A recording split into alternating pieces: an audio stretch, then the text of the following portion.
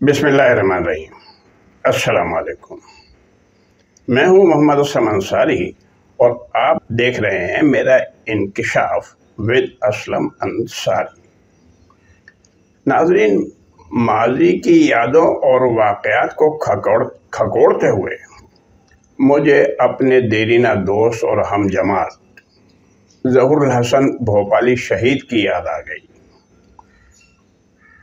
आपको तो शायद याद होगा कि ज़हूरुल हसन भोपाली 1970 के इंतखाबात में सूबाई असम्बली के मेंबर मुंतखब हुए थे और 1984 के करीब, जहाँ तक मुझे याद आ रहा है, उन्हें गोली मारकर शहीद कर दिया गया था। तो भोपाली की याद आते ही मुझे मेरे जहन में वो वाक़या घूम गया जो जद्दा में अल अमीन होटल में पेश आया था और जिसका मैं खुद चश्मे दीद गवाह हूँ। बात कुछ यूँ है कि जमीयत उलमाए पाकिस्तान, जो कि एक ज़माने में पाकिस्तान की बड़ी सियासी पार्टियों में एक होती थी, 70 के इंतखाबात में उसकी कौमी असम्बली में 7 नशिस्तें थीं और कराची में भी वो भारी अक्सरियत में थे, अच्छी खासी अक्सरियत सूबाई असम्बली में। तो जनाब अली ये तीनों साहिबान, अल्लामा शाह अहमद नूरानी, मौलाना अब्दुल सत्तार नियाज़ी और ज़हूर भोपाली यूरोप से वापसी पर पाकिस्तान जाते हुए जद्दा में इन्होंने क़याम किया। अच्छा, चूँकि भोपाली मेरा बहुत ही पुराना दोस्त था और उससे के सूबाई असम्बली का मेंबर मुंतखब होने के बाद भी मेरा और उसका ताल्लुक़ कभी कभार ही सही लेकिन कायम रहा। तो अल अमीन होटल में हम जब बैठे हुए थे तो मौलाना शाह अहमद नूरानी की सुबह फ़्लाइट थी और एहराम बांध लिया।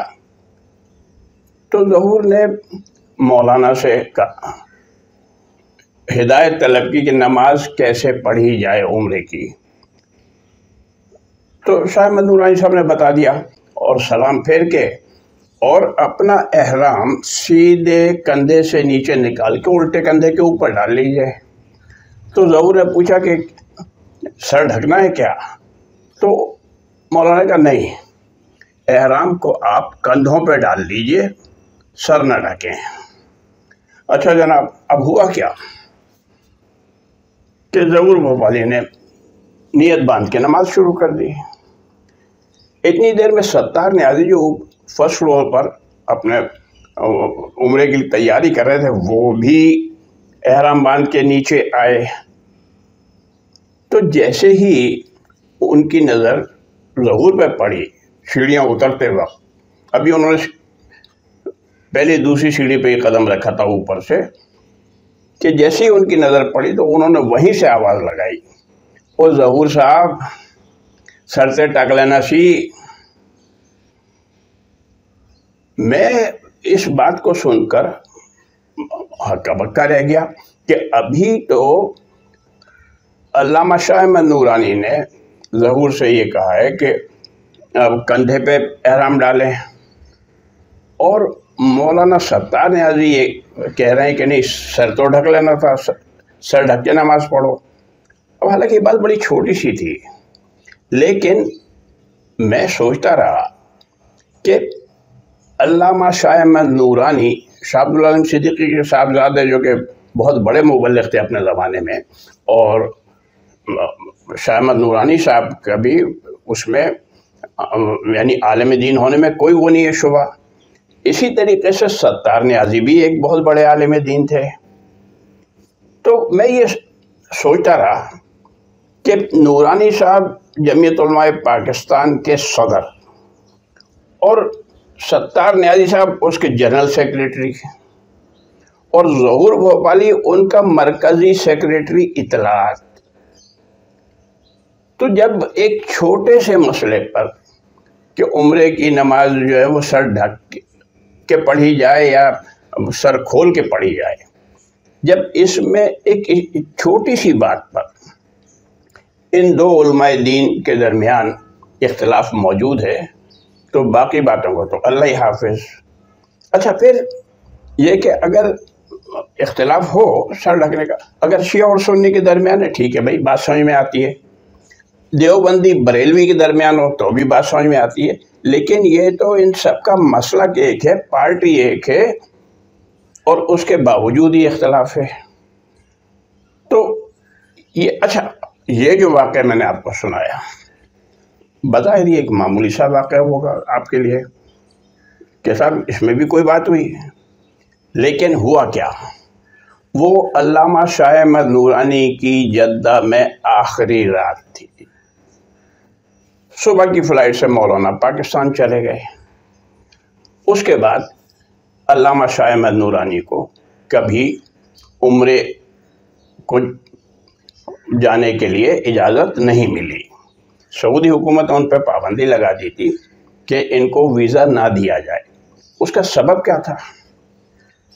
سنی ہے ظاہر ہے کہ جیسا کہ لوگوں نے بتایا کہ یہ ایسی خبریں اخبار میں نہیں آتی اور پروٹوکول کی وجہ سے ان کا بہت خیال رکھا جاتا ہے. سنا یہ تھا ہم لوگوں نے کہ علامہ شاہ احمد نورانی نے مکہ میں امام صاحب کے پیچھے نماز پڑھنے سے انکار کر دیا تھا اور انہوں نے اپنی جماعت الگ کرا لی تھی. اچھا اب ظاہر ہے کہ جب وہ جماعت کے لیے کھڑے ہو گئے امامت کے لیے تو اس وقت ان کو کسی نے کچھ نہیں کہا کہ بھائی ٹھیک ہے اب تو نیت باندھ لی ہے، پڑھ رہے نماز. لیکن اس کے بعد ان کے اوپر پابندی لگ گئی کہ آئندہ ان کو سعودی عرب کا ویزا نہیں ملے گا. سال بھر کے اندر جمعیت علماء پاکستان بھی دو حصوں میں بٹ گئی. مولانا عبدالستار نیازی اپنے ساتھ پارٹی کے بہت سے اہم لوگوں کو اور سینئر لوگوں کو اور خاص طور پہ نوجوانوں کو لے کر وہ علامہ شاہ احمد نورانی سے علیحدہ ہو گئے. اور جمعیت علماء پاکستان جو تھی وہ نورانی گروپ اور نیازی گروپ دونوں میں لگا ہوا تھا، لیکن وہ نورانی گروپ اور نیازی گروپ میں بٹ گئی. مولانا عبدالستار نیازی کے ساتھ کراچی سے علامہ مصطفیٰ اظہری جو کہ قومی اسمبلی کے ممبر بھی منتخب ہوئے تھے 70 کے الیکشن میں، مولانا کے ساتھ شامل ہو گئے. اس کے بعد اس کے ساتھ ہی ساتھ ظہور بھوپالی، حنیف حاجی طیب، حافظ تقی، دوست محمد فیضی، اسی طریقے سے حیدرآباد سے عثمان کینیڈی، احد یوسف، یہ سارے جو پرومیننٹ لوگ تھے جو کہ اسمبلیوں میں منتخب ہوتے رہے تھے، یہ سب نورانی میاں کا ساتھ چھوڑ گئے. اور اس کے بعد ان کا ایسا سیاسی زوال شروع ہوا کہ وہ آپ لوگوں کے سامنے ہے. تو یہ واقعہ سنانے کا مقصد یہی ہے کہ میری علماء دین سے یہ گزارش ہے کہ جناب چھوٹے چھوٹے اختلافات میں وقت ضائع کرنے کا کیا فائدہ. آپ سب الحمدللہ مسلمان ہیں، ان باتوں کو سے درگزر کریں اور مل جل کر، جب اللہ ایک، رسول ایک، قرآن ایک، تو مل جل کر آپ پاکستان اور اسلام کی سربلندی کے لیے کام کریں تو وہ زیادہ بہتر ہوگا. تو ناظرین آج کے لیے اتنا ہی. ویڈیو کو لائک اور سبسکرائب کرنے کا پیشگی شکریہ. انشاءاللہ جدہ کے ایسے ہی ایک اور چشم دید واقعے کا احوال میں کسی وقت بتاؤں گا آپ کو. جب تک کے لیے اللہ حافظ.